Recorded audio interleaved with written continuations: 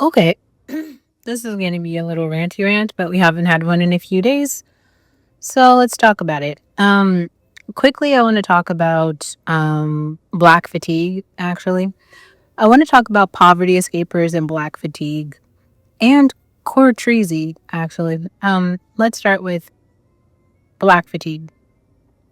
So I saw all the things that are happening in DC, right? And then it was weird because I kept seeing all these videos where people were like, oh, it was like one situation after another where they're critiquing florid black people who are doing things that are, I mean, they should be critiqued, but I don't know what to say. Like, this is like the very normal, common behavior. Obviously, if you're here, like, that's not us. Like, we're not doing that. But also, we're not the Oaks Bluff, black academics. So we're like in between, right? We're like the regular black people, but we're invisible to both of those groups in a very large way because, like, the black academics think that everyone's a poverty escaper, even though that wouldn't even make sense. And the poverty escapers think that everybody who's not them is an Oaks Bluff black academic, but they see those as like rappers. So everybody's a rapper, right? All of that is not true because obviously there's a pretty big gap and how do you say this? Like range of middle classness. That's a kind of a fair way to put that. Not the point though. So why is everyone what happens next? And why are the black people in DC fucking they're going wild. They're going crazy right now, stealing shit, doing all these things. It's because sometimes people don't understand, like, the poverty escapers literally don't know how to escape poverty. Even though it's like one bus ticket and a job, that is the route out, but they couldn't do it with their friends. Like, there's never going to be a day in the world of the poverty escapers where they are sitting around living in poverty and then the light goes off and they're like, oh my God, when everybody is talking about poverty, they're talking about me. I don't know what it is, but that light never goes off for people living in that situation. There are some people who are poor. Like, this is actually most immigrant families. Most immigrant families into America, when they first come, they are poor. So why aren't they poverty escapers? It's simply because they have culture and a goal, and they simply work toward that one singular goal. And then after they accomplish that goal, which is typically college for their kids, now that they are in a different income bracket, they're in the income bracket that we are already and have always been in. Now they can like make some decisions and kind of start to participate in life. That's why you don't ever see any poor immigrant bloggers. Like, you don't ever see anybody who's living in public housing with a blog. Have you noticed that?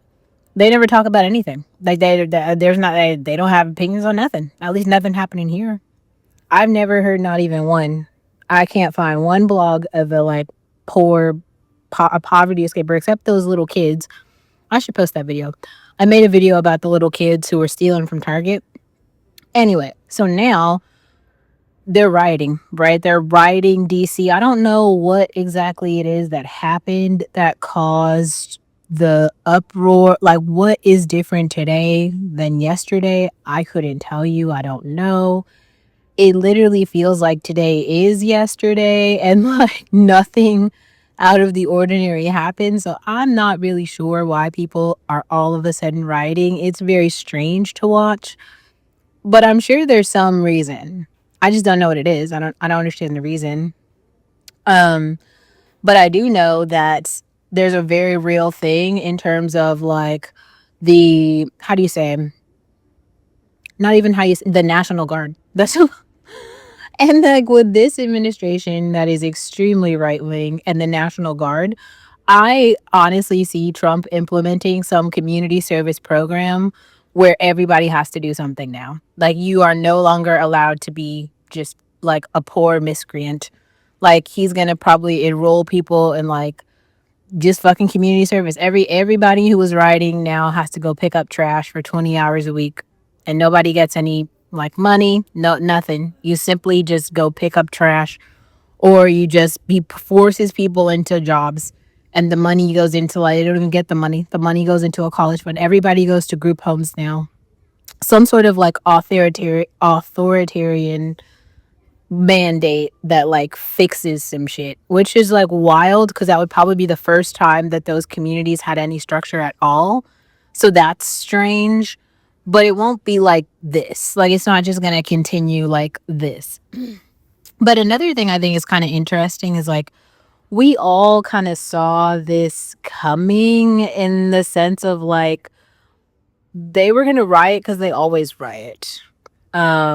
What are they rioting about? They don't have any policy changes.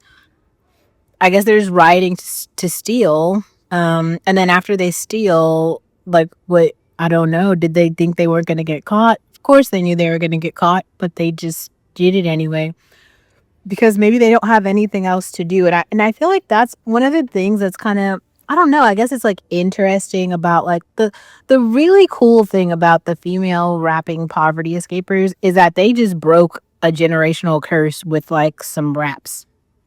And I haven't seen that before.